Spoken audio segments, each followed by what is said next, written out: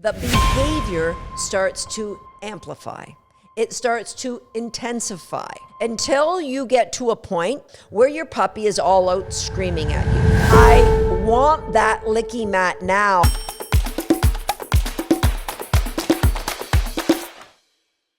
Hi, I'm Susan Garrett. Welcome to Shaped by Dog. Have you ever grabbed a lick mat to help calm your whiny puppy? And within minutes of giving the lick mat, you're like, oh, peace, success. But the question is that success, that peace, coming at an expense to you? This episode has been inspired by me visiting with a friend whose doodle was anxious in her X-Pen. And my friend said, oh yes, she does get pretty restless at this time of day. And I'll just get her a lick mat. And she gave her a lick mat. And yeah, see, look at, she's perfect. Now, if you're a regular listener to the Shaped by Dog podcast, you would then be familiar with podcast episode number 16, The Thing Before the Thing. Here's how a lot of puppies appear to be anxious. Number one, truly, some puppies can be anxious. It could be fear. It could be that they're just understimulated. It could be that they're not living an enriched life. You can refer to Shaped by Dog episode number 314 and 315, where I talk about the nirvana of enrichment for everybody's puppy or adult dog. But let's backpedal a little bit, because here's where a lot of this starts. Have you ever noticed that when you're feeding your dog, or your dogs if you have more than one, that they get a little bit happy behind you? Maybe they are circling.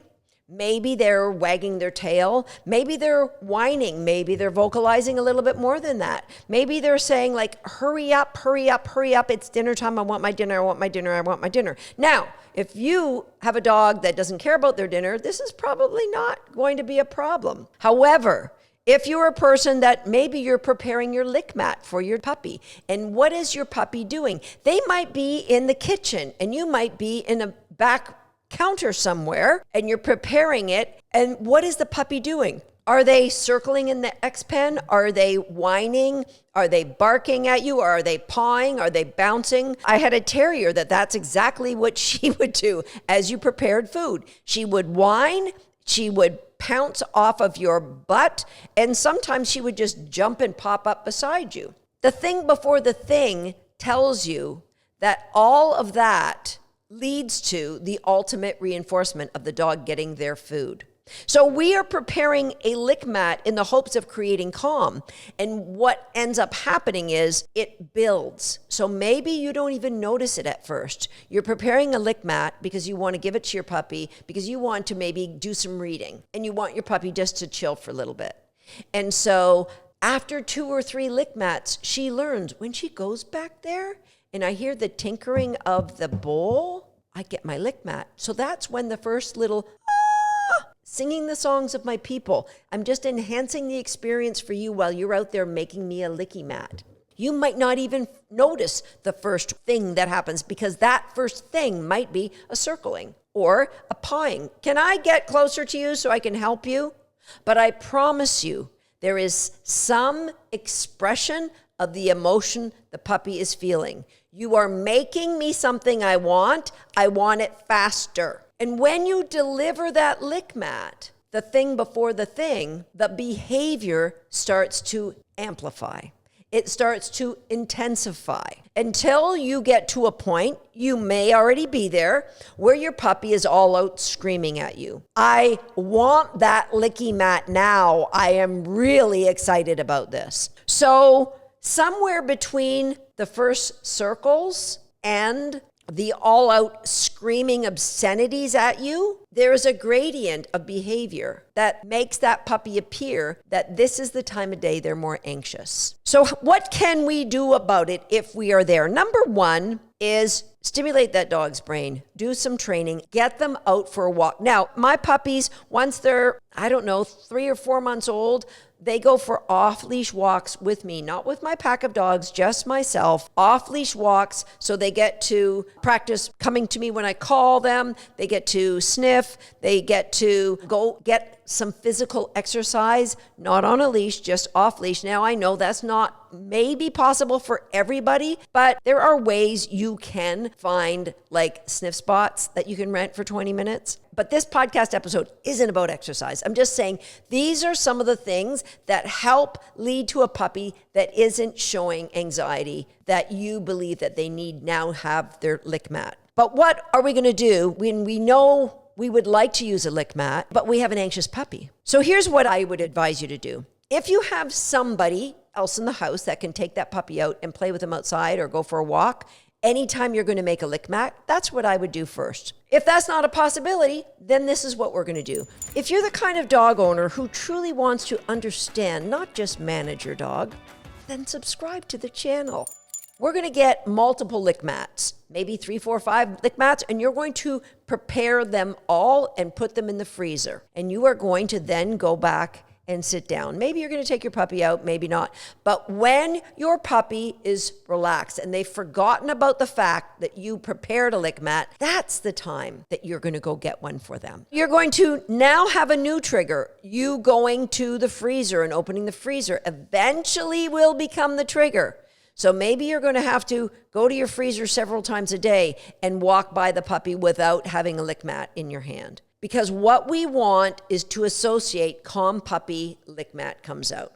Now, I use lick mats, or you might be using a stuffed Kong for the same thing. I use them very strategically. So there's different ways I use them, and there's different stages of each way. I want to share that with you. First of all, let's say we have a dog who has an issue. I'm afraid of tall men, or I'm a puppy who is suddenly in a fear period, and I get worried when anybody comes through the door. So what's going to happen is they might alarm bark. An alarm bark from a puppy is very distinct. Oh, woo! And if you run and give them a lick mat, then you are pacifying. You are trying to curb their anxiety. Now, that puppy may or may not lick the mat once they're in that fight or flight mode. Don't think you are then reinforcing the puppy. Put the lick mat down anyway. But the best thing to do is to know people are coming. So if you have a puppy that has shown you once, I am going to alarm bark because I'm a little worried about the people, then what you're going to do, you're going to give them that lick mat anyway and see, will they take it? Like I said, if they're really afraid, they may not. For sure, don't let the people near the puppy. Have the people talk, casually sit down and talking with you. So what we want to do is know people are coming at 10 o'clock. So at 9:58, I will be getting my lick mat. I would like to pacify my puppy so that the puppy is engrossed in the lick mat before the people come through the door. They may still give a woo-woo, and that's okay.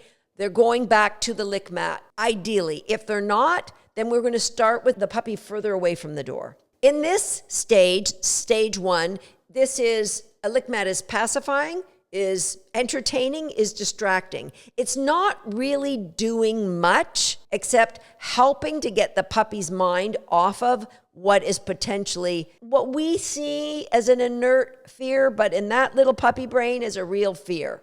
So that's stage 1, pacify, entertain, distract. Now, if that puppy gets to a point where they might just go, whoo, they don't really respond when somebody comes through the door anymore.